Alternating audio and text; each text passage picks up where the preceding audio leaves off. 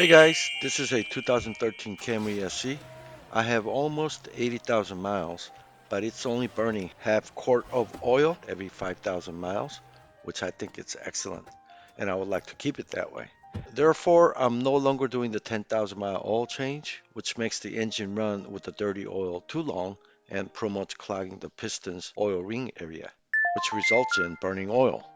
Several of my friends, Toyota cars with over 150,000 miles, are having to add a quart of oil every 300 to 1,000 miles, which is a big hassle and also costly. Therefore, I think it's better to do 5,000 mile oil changes to greatly slow down or to prevent the oil burning issue. So let's look at what you're gonna need. Obviously, you're gonna need 0W20 oil. It's gonna take 4.6 quarts. This is 5 quart. You're also gonna need the oil filter. Part number is right there. Always check for update. Sometimes they upgrade the part number, so check on that. What's inside the oil filter is filter, and it's got 2 O-rings that has to be replaced, and this is to drain the oil out of the oil filter. Also, since I started 5,000 mile oil change, I bought a bunch of different oil filters to save hassle from going to the dealership every time. Also, when you take out the drain bolt, you're gonna have to replace the washer. What I do is I just buy a bunch of these at one time. I bought like 24 of those, and there's the part number. It's much cheaper if you buy bulk. Since I have a bunch of cars and I do all my oil changes, I just buy in bulk. You're gonna need a 3/8 ratchet. You're gonna need a 14 millimeter socket. That's to take out the oil drain bolt. This is to take out the oil filter. Okay, you're gonna need an extension like this or short one, whichever one works. Also, it would be good if you have torque wrench so that you don't over tight or under tight the oil drain bolt. You're gonna get oil on you no matter what. So have some gloves. It's unavoidable to have some oil. So you're gonna need some paper towel. Obviously, you're gonna need a drain pen to catch the oil. You're gonna need a funnel so that you can pour the oil back in without creating mess. I'll get you the exact size of this. Now for this, you can get a variety of different kinds. You can get some of these, but I find these things slip on you, so they're not that effective. You can also get some of these cheap ones. It's very thin here on the wall.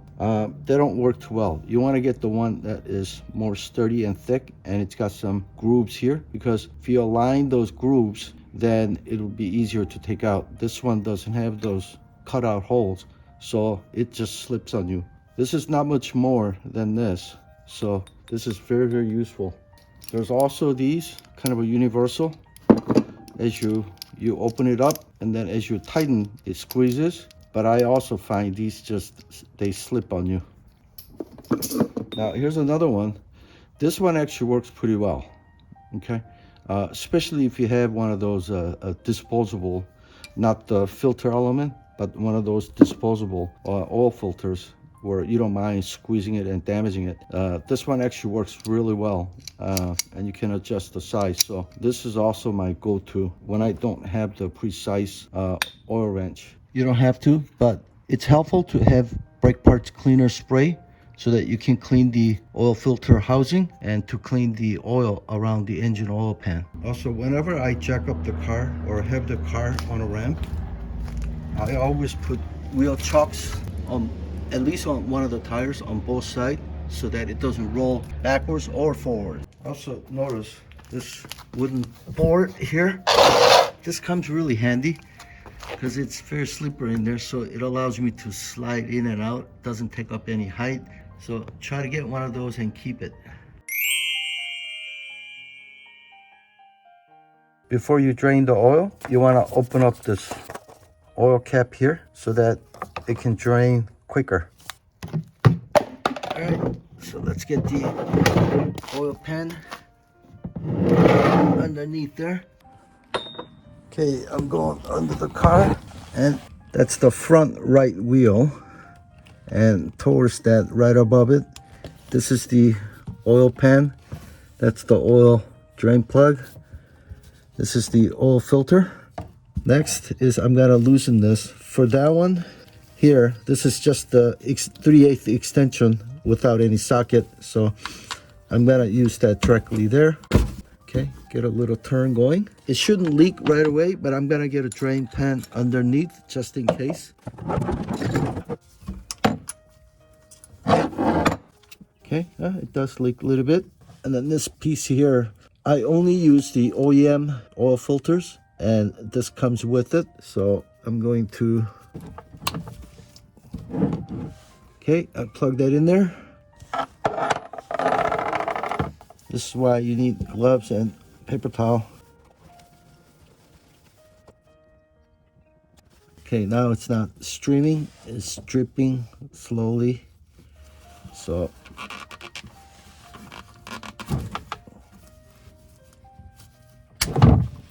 okay, pull this out. Sometimes you can pull it out by hand, but when it's oily like that, it's kind of slippery. I got the 3/8 extension with the filter removal wrench. You gotta line up the 1 notch on one side and 3 on the other. So there's 3 on this side, so I'm gonna line it up here. Okay, like that. I didn't tighten it that tight, but after you drive for 5,000 miles, it always ends up being a little bit more tighter. Okay, and there's the oil filter. Before I install, I'm gonna clean some of this area here, both in and outside, and around the area where it threads in. And the outer edge here has some dust. Gonna clean that. Now let's take a look at inside and what kind of shape it's in. Looks pretty clean.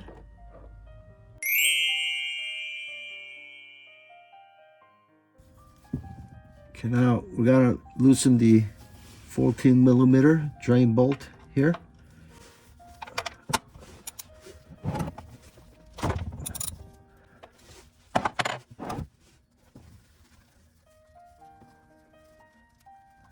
What I do is I kind of push in with my finger, one of the finger, as I rotate, so that oil doesn't gush out, you know, until I want it to. So when I feel like the bolt is completely loosened, like right now, I'm gonna jump away real quick like that, but you can't avoid getting some oil. And then you see a gasket right there, that one. So we're gonna replace that.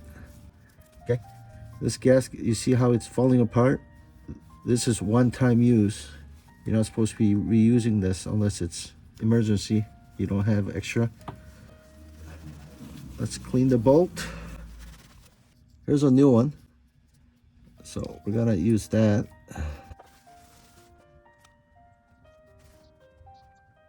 I like to use the ramp to lift up the front and get this in angle, oil pan, and get as much used oil draining to this area to maximize retrieving all the old oil. So when oil stops streaming and then it just drops like this, this is when I'm gonna put the plug back in, because I can't wait forever. Okay, here's the plug with the new.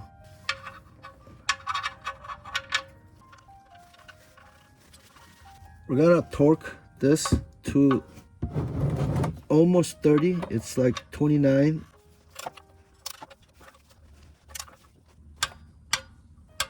You guys heard? Okay, all right, so that's set.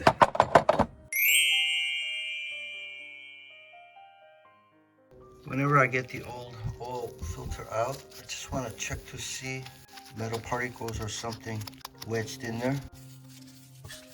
Looks not. And then the other thing I do is I want to compare that they're same size. You can use a small screwdriver or a pick like this. Wow, this O-ring is pretty loose. You can probably almost get it out by hand.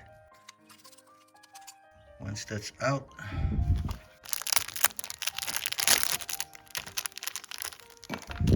let's measure it against the old one. About same. This one, old one, seems to be a little bit stretched, but otherwise they're same size.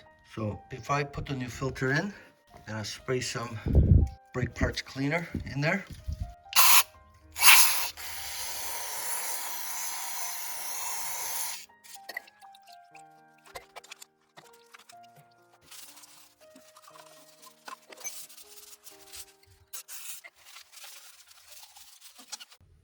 that's pretty clean. Surprisingly, when I took it out, I didn't see this O-ring. It must dropped on the drain pan. So that's gonna go in there. I'm gonna apply some fresh oil to the O-ring. I'm gonna clean this drain plug. Put the O-ring in there. This is gonna go. This is gonna torque to about 9 foot-pounds, and entire filter is gonna torque to about 19 foot-pounds. Again, I'm gonna apply some fresh oil, and it's gonna go into that last groove, okay? Not the one in front of it. Go around, make sure it's sitting on the last groove. It's the filter. I don't think there's any particular direction, so snap that in there, and let's go into the car.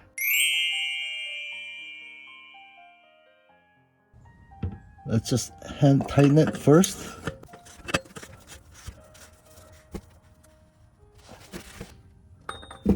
Line up the grooves. So there's a one groove notch there, so I'm gonna line that up. Okay. And I'm gonna tighten this. This is gonna torque to 18 foot-pounds, 18, 19, around there.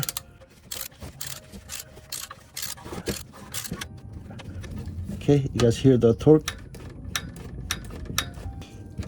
I'm gonna torque this to about 9 foot-pounds.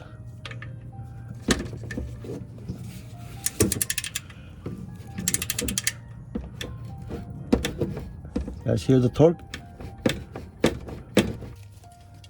I'm gonna spray some brake parts cleaner to the paper towel and clean up some of the oil mess.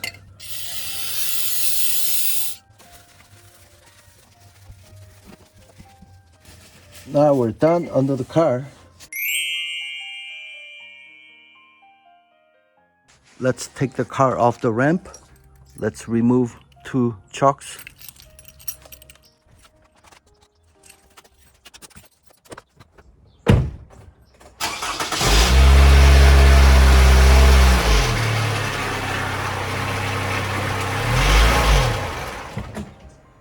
Okay, get our funnel in there. This is a 5-quart. This 2AR-FE 4-cylinder engine takes about 4.6 quarts, so I'm going to first put in about 4 quarts to avoid overfilling, and then gradually top it off as I measure the oil level closely. I'm gonna stop here, start the engine, let it warm up a minute or two, and remeasure the oil level.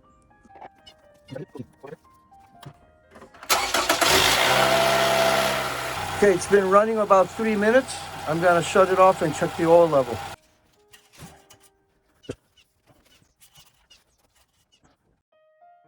At this point, I topped off the oil gradually until the oil reached the top of the foam mark on the dipstick. Put the oil fill cap back on. Okay, everything's done. Now I'm gonna run the car and make sure there's no oil leak. I'm just going to turn the key to the ignition on position without starting the car. Then I'm gonna put the odometer at trip A. Then I'm gonna turn it off. Then I'm gonna hold this down, turn the key on. I'm gonna hold it for 10 seconds. Once the odometer stops blinking, you can start the car to confirm that the maintenance required light has been turned off.